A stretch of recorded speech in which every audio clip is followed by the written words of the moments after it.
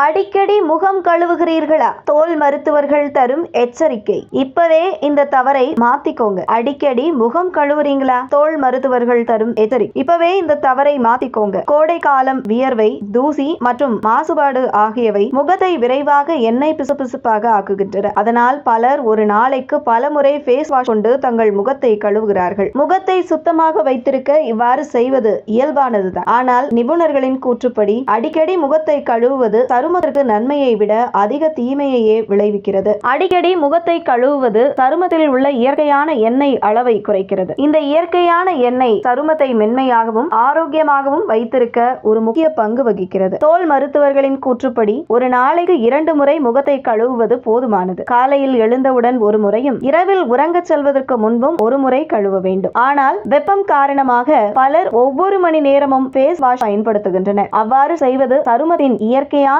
ஈரப்பதத்தை குறைக்கிறது. இது முகத்தை வறண்டு போக செய்து இறுக்கமான உணர்வை ஏற்படுத்தும். மேலும் சிலருக்கு சருமத்தில் சிவத்தல், அரிப்பு மற்றும் எரிச்சல் போன்ற பிரச்சனைகளும் ஏற்படுத்தலாம். முகத்தை கழுவிய பிறகு மாய்ஸ்சரைசரை பயன்படுத்துவது மிகவும் முக்கியம். கோடை காலத்தில் மாய்ஸ்சரைசர் தேவையில்லை என்று பலர் நினைக்கிறார்கள். ஆனால் சருமம் ஈரப்பதத்தை இழப்பதை தடுக்க லகுவான மாய்ஸ்சரைசரை பயன்படுத்துவது நல்லது. இன்னும் ஆச்சரியமான விஷயம் என்னவென்றால், அடிக்கடி முகத்தை கழுவுவது உங்கள் முகத்தை எண்ணெய் பிசுபிசுப்பாக மாற்றிவிடும்.